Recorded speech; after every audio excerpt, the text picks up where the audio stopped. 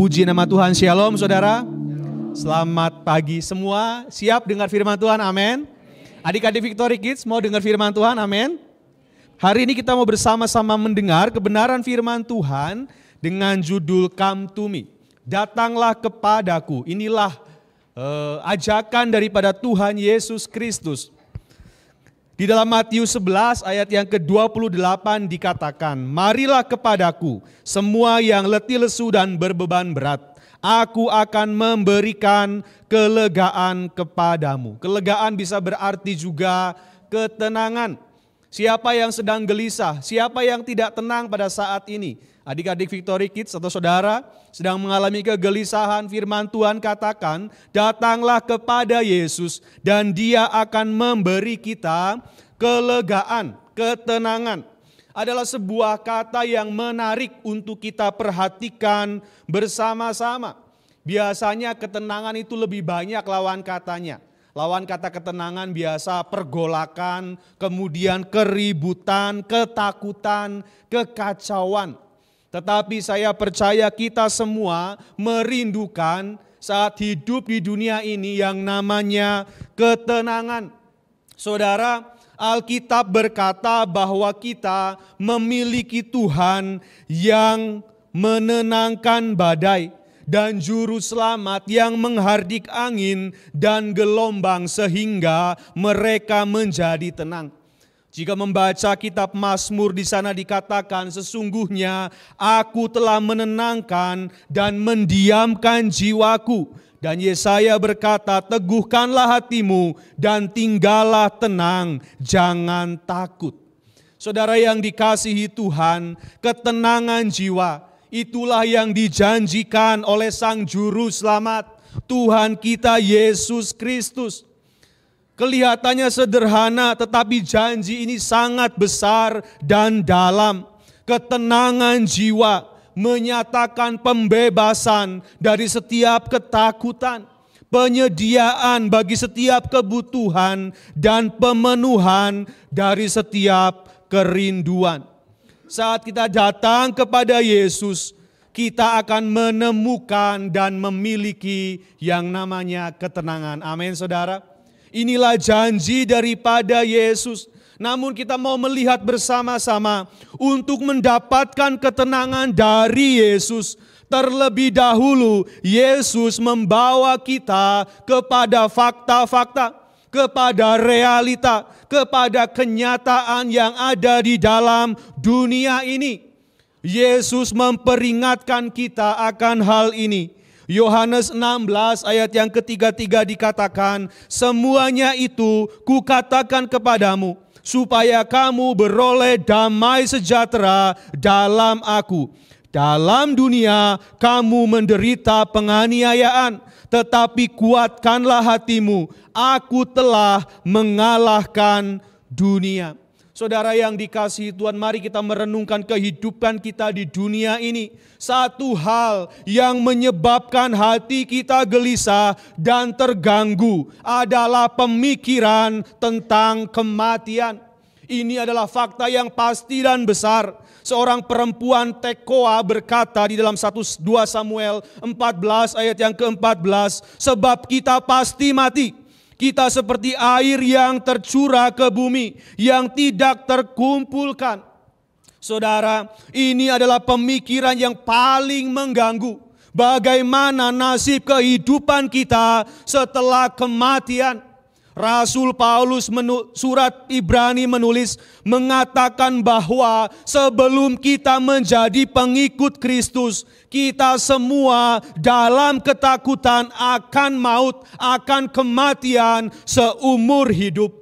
Ibrani 2 ayat yang ke-15, dan supaya dengan jalan demikian ia membebaskan mereka yang seumur hidupnya berada dalam perhambaan oleh karena takutnya kepada kematian, kepada maut. Tetapi kalau kita melihat kehidupan dunia ini, tidak hanya kematian, ada masalah-masalah lain yang ada di dalam kehidupan kita. Hal-hal buruk yang mungkin terjadi yang tak terhindarkan, yang akan datang cepat atau lambat.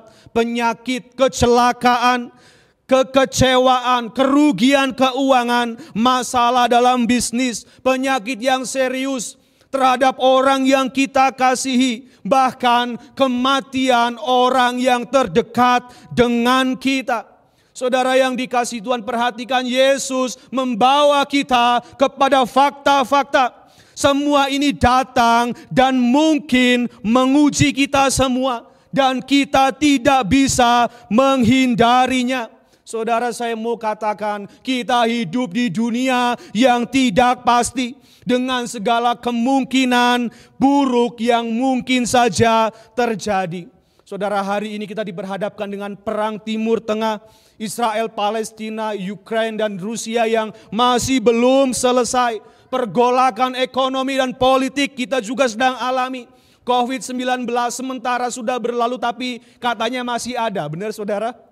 Saudara yang dikasihi Tuhan, gempa bumi yang menghancurkan, tsunami, gunung meletus, dan banyak ancaman lainnya yang kita mungkin alami di dunia ini. Saudara, saya mau katakan, Injil memperhadapkan kita dengan fakta-fakta ini. Saudara, firman Tuhan katakan, dalam dunia kamu menderita penganiayaan. Kita akan mendengar deru perang atau kabar tentang perang. Saudara yang dikasihi Tuhan, untuk memperoleh ketenangan, psikologi mengatakan lupakan masalahmu, jangan pikirkan masalah. Psikologi katakan supaya kita nggak pikirin masalah. Nggak mungkin bisa, saudara, benar? Masalah itu ada, gimana kalau kita mau lupa masalah kita, ya ambil pikiran kita lupa, saudara, kita hilang ingatan.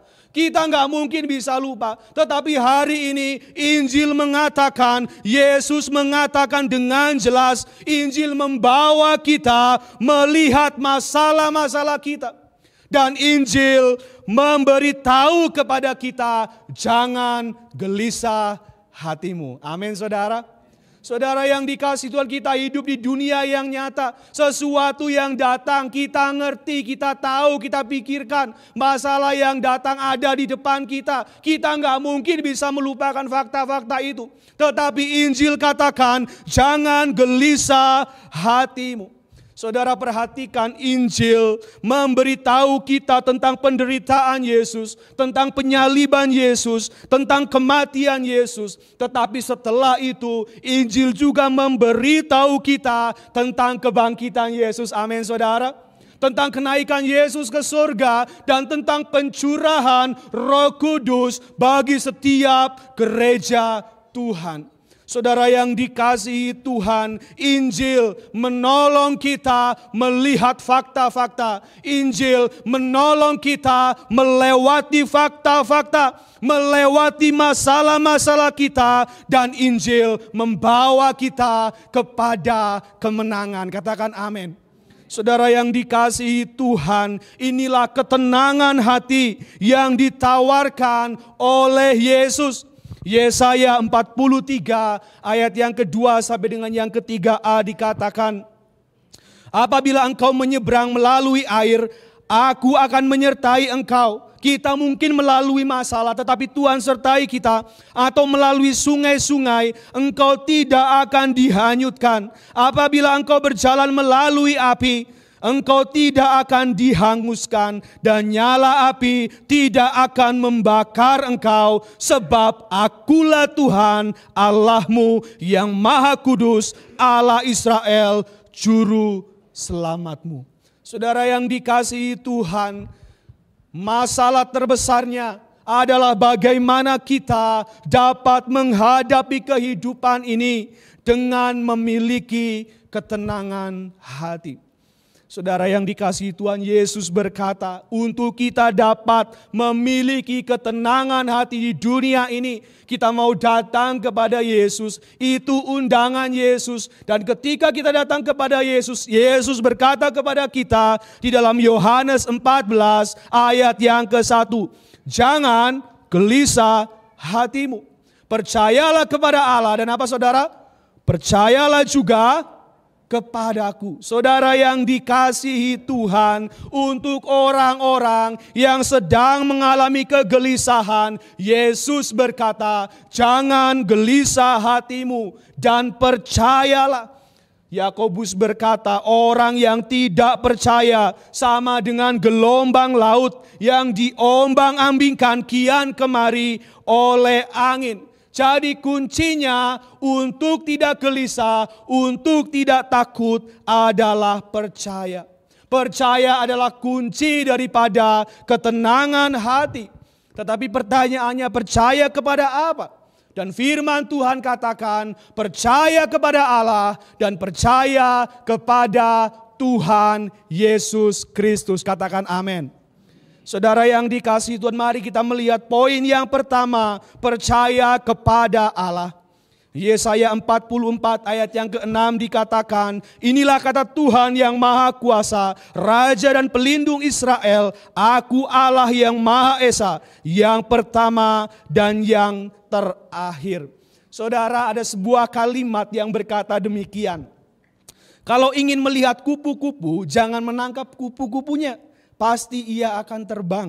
Tetapi tanamlah bunga, maka kupu-kupu akan datang sendiri dan membentangkan sayapnya yang indah. Amin, saudara. Saudara yang dikasihi Tuhan, untuk tidak gelisah, jangan mencari atau minta ketenangan secara langsung. Kita tidak akan pernah mungkin mendapatkannya. Tapi carilah sesuatu yang lebih berharga, sesuatu yang lain, yang darinya kita akan memperoleh ketenangan. Sama seperti kita menginginkan kupu-kupu, jangan langsung cari kupu-kupunya, tapi tanamlah bunga dan kupu-kupu itu akan datang. Untuk mendapatkan ketenangan, kita mau percaya kepada Allah. Amin, saudara. Ketika kita percaya kepada Allah, maka ketenangan akan menjadi bagian kita. Saudara yang dikasihi Tuhan, apa artinya kepercayaan di dalam Tuhan, kepercayaan di dalam Allah? Ini adalah sesuatu yang fundamental, sesuatu yang dasar, yang sering kali kita anggap biasa. Mungkin kita berkata, saya selalu percaya kepada Tuhan selama ini. Tetapi kenyataannya kita masih gelisah, kita masih khawatir, kita masih takut. Katanya percaya, tapi masih gelisah, tapi masih enggak tenang. Saudara yang dikasihi Tuhan, memiliki hati yang gelisah, itu artinya kita tidak sedang benar-benar percaya kepada Tuhan. Mari kita koreksi hati kita. Ada sesuatu yang salah dengan kepercayaan kita. Jika kepercayaan kita kepada Tuhan benar, pasti kita tidak akan gelisah. Kita akan mengalami yang namanya ketenangan. Amin, saudara. Saudara percaya kepada Tuhan, boleh lambaikan tangan. Saudara gelisah, lambaikan tangan. Udah gak gelisah lagi, saudara. Amin. Saudara yang dikasihi Tuhan, kalau kita mengerti percaya kepada Allah dengan benar, pasti kita gak akan gelisah. Saudara yang dikasihi Tuhan, apakah saudara tenang saat memandang keadaan dunia saat ini? Apakah saudara dalam damai sejahtera? Jiwa saudara tenang ketika memandang ke masa depan? Apakah hati saudara memiliki ketenangan? Apakah jiwa saudara memiliki damai sejahtera? Mari kita renungkan pertanyaan-pertanyaan ini bagi kehidupan kita. Saudara yang dikasihi Tuhan, kitab Ibrani 11 mencatat tentang tokoh-tokoh iman, pahlawan-pahlawan iman yang luar biasa. Mereka semua menjalani kehidupan di dunia ini dengan luar biasa. Mereka menang, mereka tenang, mereka memiliki sukacita, damai sejahtera, kebahagiaan di tengah persoalan dunia. Dan mereka memiliki harapan di masa depan.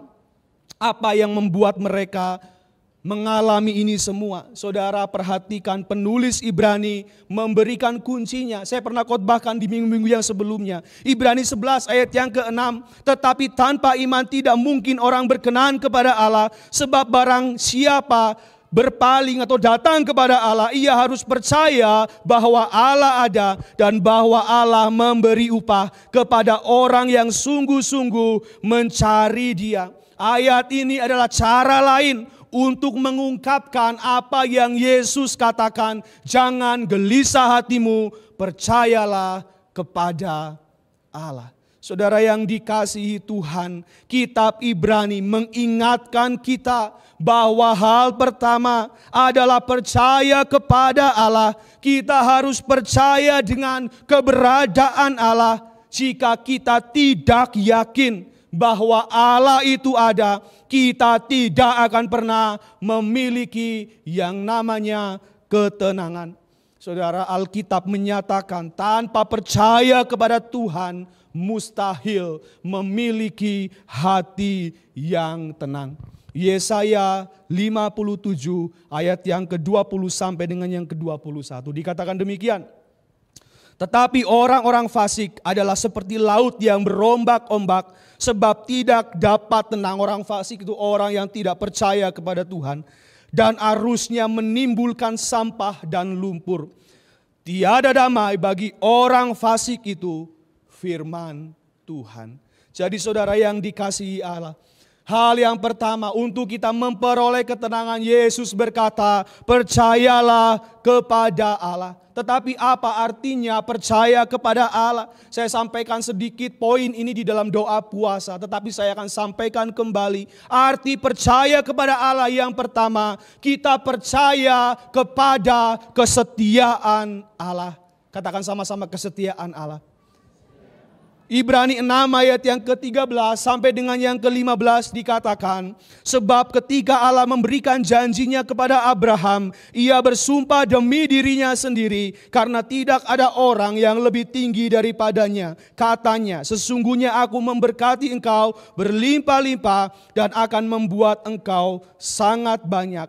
Abraham menanti dengan sabar dan dengan demikian ia memperoleh apa yang dijanjikan kepadanya. Allah menjanjikan Abraham sesuatu, janji berkat yang melimpah dan janji keturunan. Dan kemudian Abraham percaya. Di dalam Kejadian 15 ayat yang ke-6, lalu percayalah Abraham kepada Tuhan, maka Tuhan memperhitungkan hal itu kepadanya sebagai kebenaran. Dan kemudian saudara, secara spesifik Abraham menerima janji itu. Abraham percaya kepada kesetiaan Allah.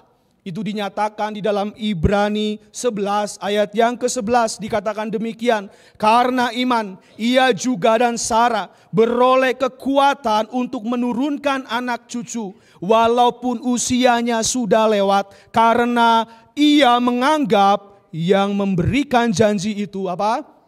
Setia. Saudara yang dikasihi Tuhan, Abraham tahu kondisinya dia sudah tua, tapi dia tenang karena dia tahu Allah yang menjanjikan itu setia. Dia tidak pernah berdusta. Dan yang kedua, percaya kepada Tuhan artinya percaya kepada kuasa Allah. Ibrani 11 ayat yang ke-17 sampai dengan yang ke-19 kita mengetahui kisah Abraham lebih lanjut.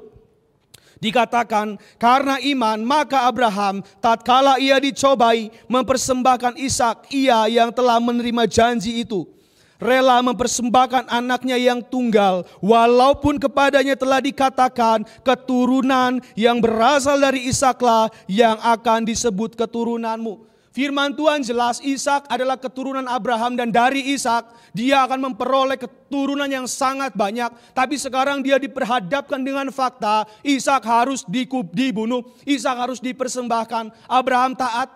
Abraham lakukan itu, dia mau sembelih Ishak, dia mau bunuh Ishak karena itu perintah Tuhan. Saudara yang dikasihi Tuhan, apakah Abraham tidak tenang? Dia enggak gelisah, dia lakukan perintah Tuhan tapi dia tetap mengalami yang namanya ketenangan. Kenapa? Karena Abraham percaya kepada kuasa Allah. Amin saudara. Firman Tuhan katakan ayat yang ke-19, karena ia berpikir bahwa Allah berkuasa membangkitkan orang-orang sekalipun dari antara orang mati. Dan dari sana ia Abraham seakan-akan telah menerimanya kembali. Sekalipun Ishak harus mati sesuai dengan apa yang Tuhan perintahkan, Abraham percaya Tuhan mampu membangkitkan karena Dia berkuasa. Saudara yang dikasihi Tuhan, kita melihat ketika Abraham percaya akan kuasa Allah, ia memiliki rasa aman, ia memiliki ketenangan. Dikatakan dari sana ia seakan-akan telah menerimanya kembali. Saudara yang dikasihi Tuhan, saya percaya Allah kita berkuasa. Kuasa ekousia dalam bahasa Yunani. Kemampuan untuk melakukan sesuatu. Saya mau katakan bagi manusia mustahil. Tapi bagi Allah tidak ada yang mustahil. Amin saudara. Karena Dia Allah yang berkuasa. Kuasa manusia terbatas. Memang kita diberi kuasa untuk menguasai bumi, untuk beranak cucu. Tetapi kuasa manusia terbatas. Manusia diberi kuasa dan terbatas. Tetapi kuasa Tuhan tidak terbatas. Karena Dialah Sang Pemberi kuasa. Saudara yang dikasihi Tuhan, kalau kita mau kehidupan kita tenang, percaya kepada Allah, percaya kepada kesetiaan Allah, percaya kepada kuasa Allah, dan yang ketiga, percaya kepada kedaulatan Allah. Allah berdaulat atas kehidupan kita. Dia yang atur segala sesuatunya. Ayub 42 ayat yang kedua dikatakan, aku tahu bahwa Engkau sanggup melakukan segala sesuatu dan tidak ada rencanamu yang gagal. Saudara yang dikasihi Tuhan, Allah berdaulat atas kehidupan kita. Rencananya atas kehidupan kita itulah yang terbaik. Sekalipun kita tidak mengerti, tetapi kita percaya, kita tenang karena kita percaya rencana Allah yang terbaik di dalam kehidupan kita. Saudara perlu mengerti, kita mungkin gak ngerti rencana Tuhan atas kehidupan kita harus seperti apa. Tetapi yang perlu kita mengerti, kita mau tetap percaya kepada Allah. Amin saudara. Itulah yang kita perlu lakukan. Roma 11 ayat yang ke-33. Oh alangkah dalamnya kekayaan, hikmat dan pengetahuan Allah. Sesungguhnya tak terselidiki keputusan-keputusannya dan sungguh tak terselami jalan-jalannya. Allah gak tuntut kita supaya mengerti. Tapi yang Allah mau kita percaya kepada kedaulatan Allah atas kehidupan kita. Yeremia 29 ayat yang ke-11. Inilah firman Tuhan, sebab aku ini mengetahui rancangan-rancangan apa yang ada padaku mengenai kamu. Demikianlah firman Tuhan, yaitu rancangan damai sejahtera dan bukan rancangan kecelakaan, untuk memberikan kepadamu hari depan yang penuh harapan. Inilah yang harus kita percayai, Allah punya rencana dan rancangan yang terbaik atas kehidupan kita. Saudara, jangan gelisah hatimu. Hal yang pertama yang harus kita lakukan, percaya kepada Allah, percaya kepada kesetiaan, kuasa dan kedaulatan Allah. Dan yang kedua, Yesus katakan, selain percaya kepada Allah, kita juga harus apa saudara? Percaya kepada Yesus. Saudara, ini sesuatu yang sangat penting. Percaya kepada Allah dan percaya kepada Yesus.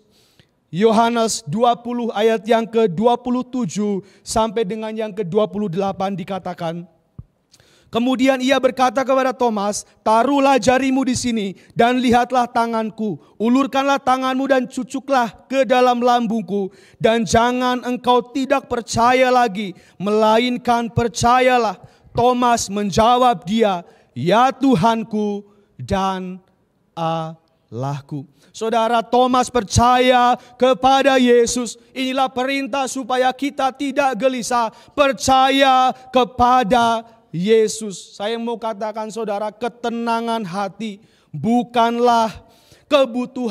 hanya kebutuhan besar manusia, tetapi ketenangan hati merupakan kebutuhan seluruh umat manusia. Semua orang di dunia mencari ketenangan hati. Dan pada hari ini kita mau melihat Alkitab mengeklaim dirinya. Alkitab menyatakan bahwa hanya Alkitab yang dapat, yang benar-benar menunjukkan kepada kita hati yang tenang. Tidak ada tempat lain untuk kita memiliki hati yang tenang. Kita harus mendapatkan itu di dalam Alkitab. Mari kita melihat saudara bersama-sama, orang-orang Yahudi itu percaya kepada Tuhan dan hanya kepada Tuhan saja, kepada satu Tuhan.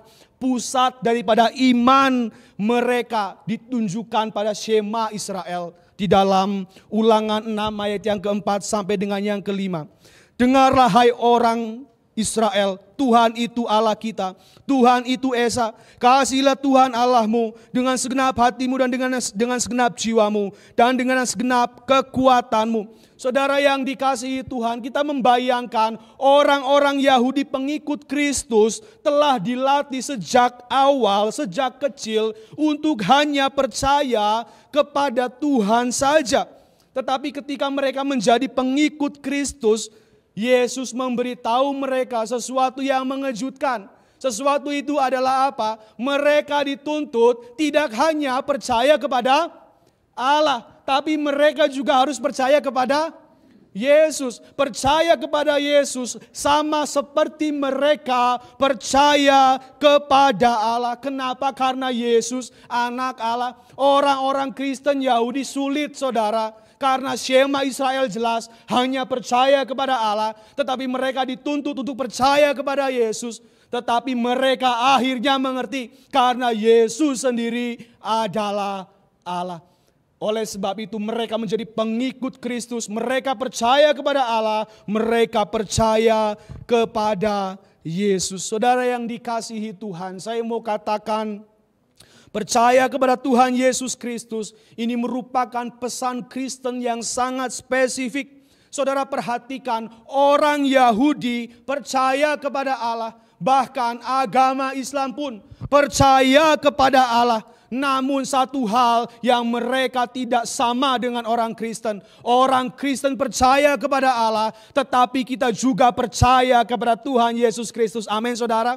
Orang Yahudi percaya kepada Allah, yes. Orang Islam percaya kepada Allah, ya. Tetapi mereka tidak percaya kepada Tuhan Yesus Kristus. Mereka menolak. Saudara yang dikasihi Tuhan, saya mau katakan hari ini, jika kita mengaku Kristen, tetapi kita hanya percaya kepada Allah, dan kita menolak Yesus, menolak ketuhanan Yesus, menolak kemanusiaan Yesus, sama saudara kita dengan orang Yahudi dan agama Islam. Tidak ada bedanya. Yang membedakan kita dengan mereka, kita percaya kepada Allah dan kita percaya kepada Tuhan Yesus Kristus. Saudara yang dikasihi Tuhan, mari kita melihat Yohanes 6 ayat yang ke-29. Jawab Yesus kepada mereka, inilah pekerjaan yang dikehendaki Allah, yaitu hendaklah kamu apa? Percaya kepada Dia yang telah diutus Allah. Saudara yang dikasihi Tuhan, percaya kepada Yesus, kehendak Allah. Inilah pekerjaan yang harus kita lakukan sebagai orang Kristen. Kita percaya kepada Tuhan Yesus Kristus. Saudara, di depan kita nggak tahu tantangan pengajaran akan seperti apa, tetapi ingat khotbah hari ini. Percaya kepada Allah, percayalah kepada Tuhan Yesus Kristus. Jadi saudara yang dikasihi Tuhan, definisi daripada orang Kristen berarti mempercayai sesuatu tentang Tuhan Yesus Kristus. Amin, saudara. Apa yang harus kita percayai tentang Tuhan Yesus Kristus? Mari kita melihat Yohanes 14 ayat yang ke-11. Percayalah kepadaku bahwa aku di dalam Bapa dan Bapa di dalam aku.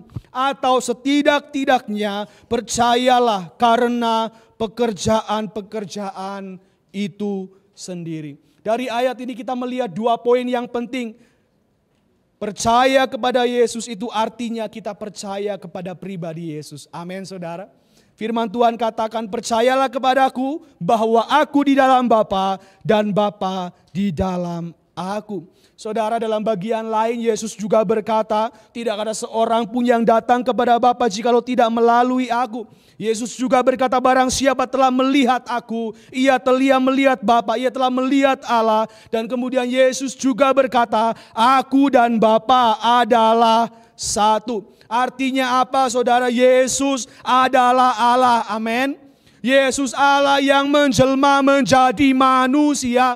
Pada saat yang bersamaan, Yesus adalah Allah sejati dan dia juga adalah manusia sejati. Ini yang tidak boleh kita lupakan. Percaya Yesus artinya percaya kepada pribadinya. Dia Allah sejati dan dia adalah manusia sejati. Saudara perhatikan, di dalam kitab Injil, kalau saudara baca keseluruhan, Injil sinoptik, Matius, Markus, Lukas, mencatat tentang kelahiran Yesus sebagai manusia.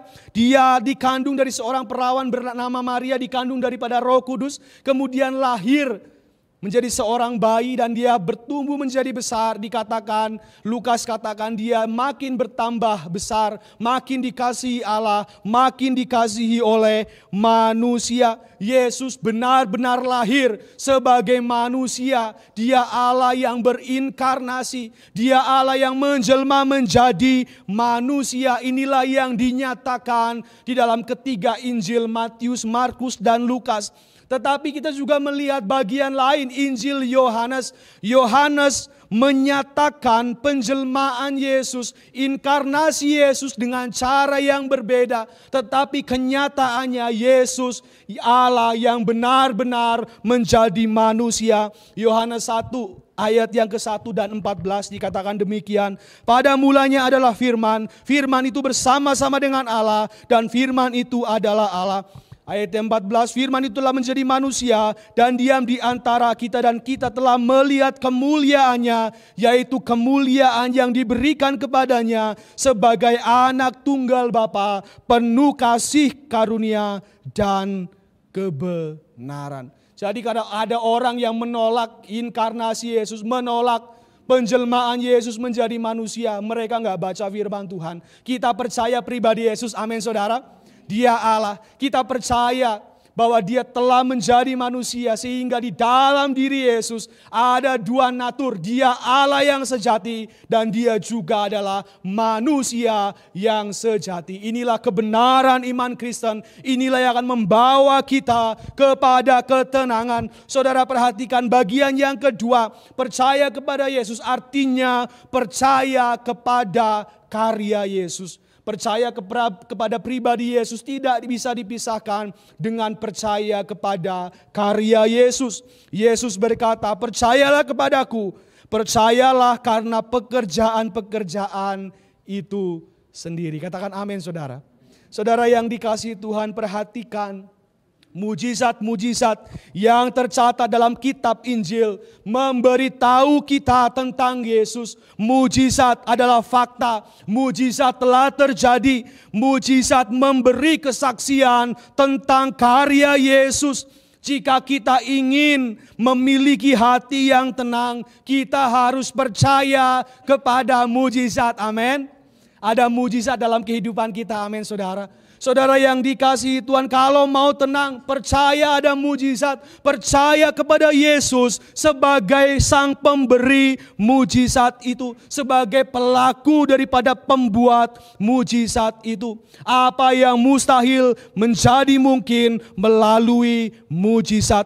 Bagi manusia keselamatan kekal mustahil. Tetapi bagi Allah tidak ada yang mustahil. Saudara yang dikasihi Tuhan, kita mengetahui puncak daripada mujizat yang dilakukan Yesus adalah salib. Di atas salib kita melihat kematian, tetapi kita juga melihat karya Yesus yang dinyatakan melalui kebangkitan kenaikannya ke sorga. Dan inilah mujizat yang menjamin kita akan kehidupan yang kekal, akan kerajaan sorga. Karena Yesus sudah melakukannya untuk kita. Saudara perhatikan, saya mau katakan sekali lagi, agama Yahudi, orang Yahudi percaya kepada Tuhan. Tadi poin yang pertama, percaya Tuhan dapat ketenangan, amin. Orang Yahudi percaya kepada Tuhan, orang Islam pun percaya kepada Tuhan. Apakah mereka mendapat ketenangan? Ya, dalam beberapa hal, tapi tidak untuk semua hal. Mereka tenang. Saudara perhatikan orang Yahudi, sejarah membuktikan dari Alkitab, ketika semua bangsa-bangsa mau binasakan mereka, Tuhan adalah Tuhan mereka, Tuhan melindungi mereka, Tuhan sertai orang Yahudi. Dan sampai hari ini saudara, Yahudi masih ada, bahkan berdiri menjadi satu negara yang hebat, negara yang luar biasa. Kenapa? Mereka percaya kepada Allah, Allah melindungi mereka. Mereka juga percaya kepada Allah, Allah memberkati mereka. Dan kita mengetahui fakta yang tidak terbantahkan. Orang Yahudi memiliki kecerdasan melebihi orang-orang atau bangsa-bangsa yang lain. Saudara melihat ini, mereka percaya kepada Allah, mereka tenang mendapatkan perlindungan Tuhan. Bahkan orang Islam pun sama, mereka percaya Tuhan, mereka percaya bahwa Tuhan ada di pihak mereka. Dalam beberapa hal mereka tenang. Orang Yahudi tenang karena mereka pikir Allah ada di pihak mereka. Orang Islam pun tenang karena mereka pikir Allah di pihak mereka. Tetapi saudara yang dikasihi Tuhan, mari kita melihat kebenaran firman Tuhan. Ada satu hal yang tidak akan pernah mereka dapat memiliki ketenangan. Apa saudara? Jaminan akan kehidupan kekal. Karena mereka hanya percaya kepada Allah. Saya mau katakan, orang yang hanya percaya kepada Allah gak diselamatkan, gak punya jaminan keselamatan kekal. Kenapa? Karena firman Tuhan katakan, percaya kepada Allah kita tenang, tetapi keselamatan yang sejati, ketenangan yang sejati ketika kita percaya kepada Allah dan ketika kita percaya kepada Tuhan Yesus Kristus. Saudara yang dikasihi Tuhan, itulah kekristenan kita. Itulah ketenangan yang sejati. Saya katakan ketenangan yang holistik. Ketenangan yang menyeluruh. Tidak ada ketenangan yang lebih menyeluruh selain daripada kekristenan. Kita mendapatkan ketenangan dari jaminan yang paling fundamental, yaitu keselamatan kekal. Kita tenang karena Yesus menjamin kita. Tapi orang-orang yang percaya Allah mungkin dalam hal yang lain mereka tenang. Tapi untuk keselamatan tidak ada ketenangan.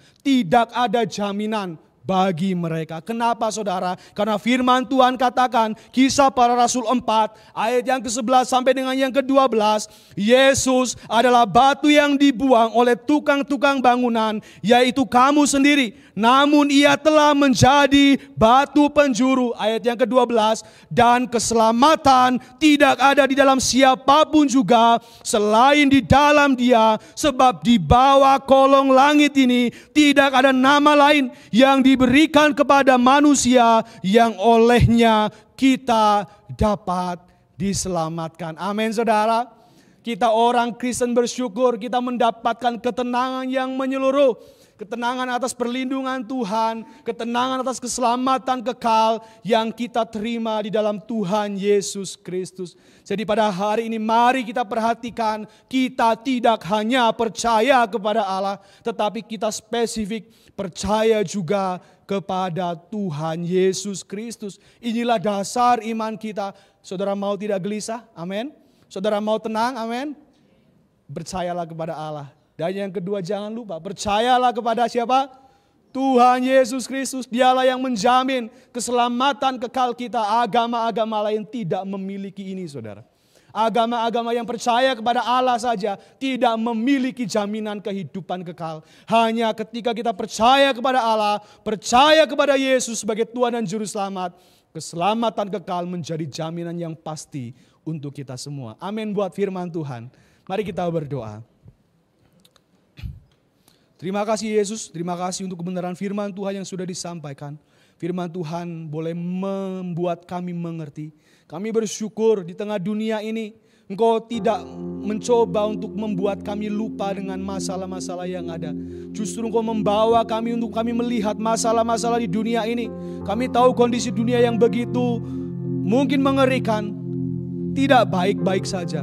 Tetapi kami bersyukur ketika kami melihat fakta dunia, Engkau tawarkan kepada kami, jangan gelisah, percayalah kepada Allah, percayalah kepada Yesus. Terima kasih Tuhan, Kami percaya di tengah-tengah dunia ini kami berjalan bersama dengan Engkau, berjalan melewati masalah bersama dengan Engkau, dan Engkau menjanjikan kami kemenangan demi kemenangan. Kami mau tetap percaya kepada Allah, kami mau tetap percaya kepada Tuhan Yesus Kristus. Inilah jaminan untuk kami tetap tenang, tidak menjadi gelisah. Ketenangan sejati hanya kami dapatkan di dalam Alkitab. Alkitab berbicara tentang Allah yang menjelma menjadi manusia, yang menyatakan karyanya di atas kayu salib untuk menebus dosa kami, menjamin keselamatan kekal kami, menjamin pemeliharaan kami atas kehidupan kami di dunia ini. Terima kasih Bapa, buat kebaikan-Mu tidak ada kebenaran lain selain daripada Alkitab. Ketika kami mencoba untuk melihat kebenaran di luar Alkitab, kami tahu itu akan membuat kami gelisah. Tetapi ketika kami hanya menyatakan Alkitab kebenaran yang sejati, tidak ada kebenaran selain Alkitab, hati kami tenang karena di dalam Alkitab kami percaya kepada Allah, kami percaya kepada Yesus yang menjamin ketenangan holistik, ketenangan yang menyeluruh di dalam kehidupan ini. Terima kasih Bapa. Di dalam nama Tuhan Yesus kami berdoa dan mengucap syukur. Haleluya. Amin.